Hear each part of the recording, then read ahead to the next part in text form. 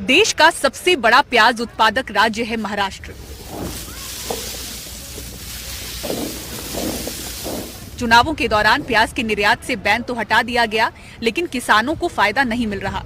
निर्यात बंदी हटने के 11 दिन बाद भी मंडियों में किसानों के लिए दाम नहीं बढ़े हैं। इसलिए बैन हटाने के फैसले को चुनावी शिगुफा समझा जा रहा है।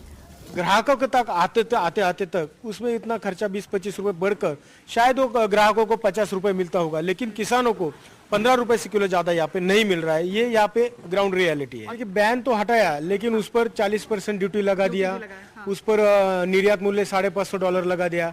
अगर बाहर का प्याज अगर यहाँ पे सस्ता मिलेगा तो हमारा प्याज यहाँ से कौन लेगा? तो निर्यात बंदी खुली की ये सिर्फ एक चुनावी जुमला हम कह सकते, चुनावी घोषणा कह सकते, उसका किसानों को कुछ भी फायदा यहाँ पे होता हुआ नहीं दिखाई दे रहा है। हमारे जो पॉलिसीज है, हमारे जो डिसीजन है, इसका ज्यादा से ज्यादा फायदा पाकिस्तान को हो रहा है। आज पाकिस्तान ने अपना जो प्याज है उस पे जो एमईपी लगा है वो लगभग $300 रखा है और हमने $550 रखा है और उस पर 40% ड्यूटी लगाई है। अगर हमसे सस्ता प्याज अगर पाकिस्तान से अगर मिलेगा तो हमारा प्याज कौन परचेस करेगा?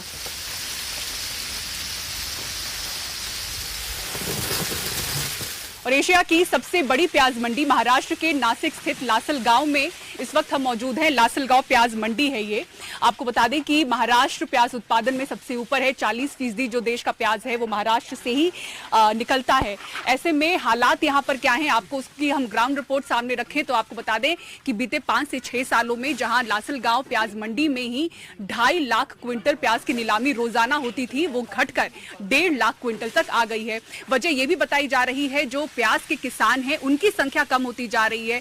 बताया जाता है कि एक साल में देखा जा रहा है कि 5% ऐसे किसान कम हो रहे हैं जो प्याज की खेती करते हैं।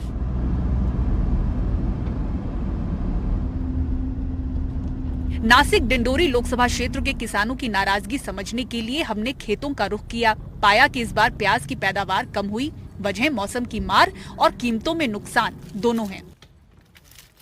और नासिक के एक ऐसे ही प्याज के खेत में इस वक्त हम मौजूद हैं। रबी सीजन के प्याज की फसल निकल चुकी है, लेकिन आप देखें करीब 8 एकड़ में फैला ये खेत है, जहां पर 6 एकड़ में पहले प्याज की खेती होती थी। लेकिन बारिश की कमी के साथ ही और जिस तरह से किसानों को नुकसान हो रहा है, अब वो खेती इस जगह पर 1 एकड़ में सिमट के आ गई है। जो इसके मालिक हैं विजय पवार हमारे साथ हैं किसान। विजय जी, आपके खेत में इस वक्त हम मौजूद हैं। रबी सीजन की फसल तो निकल चुकी है, प्याज आपकी गोडाउन में आप रख चुके हैं, लेकिन आप बता रहे हैं कि 6 एकड़ की खेती से आप सिमटकर 1 एकड़ पर आ गए हैं। क्यों?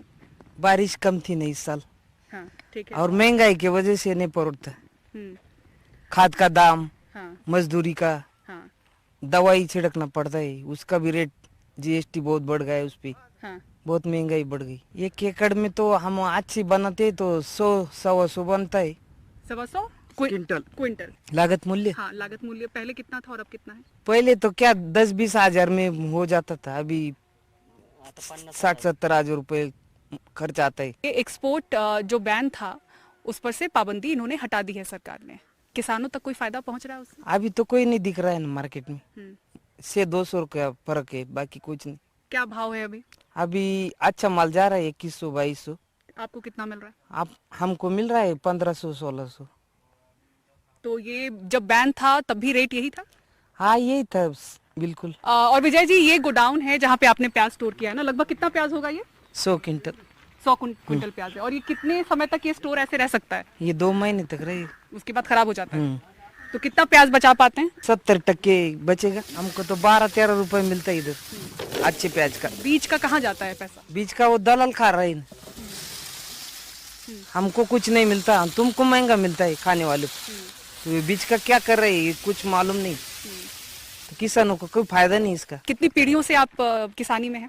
हमारी 3री पीढ़ी। और ये आपके बच्चे हैं? हाँ। तो अब आपकी आने वाली पीढ़ी को रखेंगे इसमें किसानी में? तो क्या करेगी, तो नौकरी नहीं है तो उसकी वजह से करना ही पड़ेगा।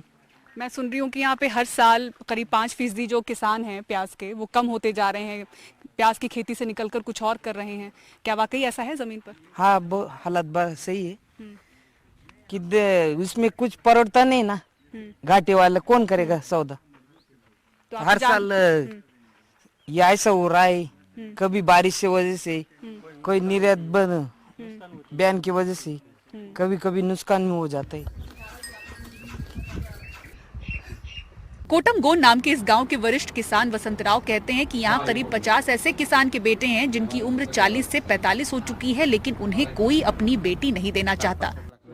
इसमें अभी इधर ये गांव में 40-50 लड़के ऐसे हैं जो 25 से 45 साल के हो गए, उसको कोई लड़की नहीं देता क्योंकि वो खेती करते हैं। ये भी सुना कि शायद लड़कों को ही पैसे देने पड़ते हैं लड़कियों के लिए। लेता है ना, 5-10 लाख रुपए लेते हैं कि लड़की मिले और पूरा खर्चा लड़के का बाप उठाता है, शादी का पूरा खर्चा पूरा खर्चा। हाँ।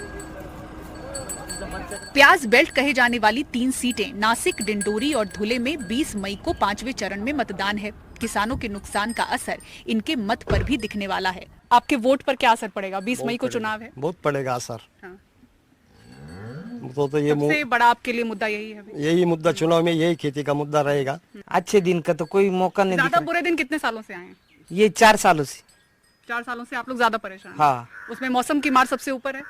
मौसम की तो रहेगी इतना, वो तो किसी के हाथ में नहीं, लेकिन जो हाथ में है वो नहीं करते ना। वो जो सरकार की नीति है वो आप लोगों के हिसाब नहीं, से आज बात नहीं, किसान के बारे में अच्छी नीति नहीं। सरकार ने 7 दिसंबर 2023 को प्याज की महंगाई कम करने के लिए प्याज की निर्यात बंदी की थी।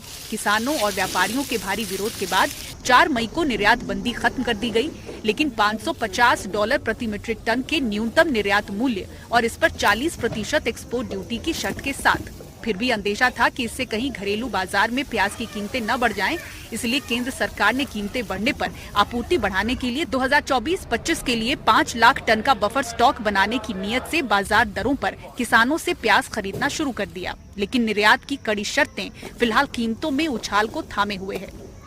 नासिक से कैमरामैन संजय मंडल के साथ पूजा भारद्वाज, NDTV इंडिया।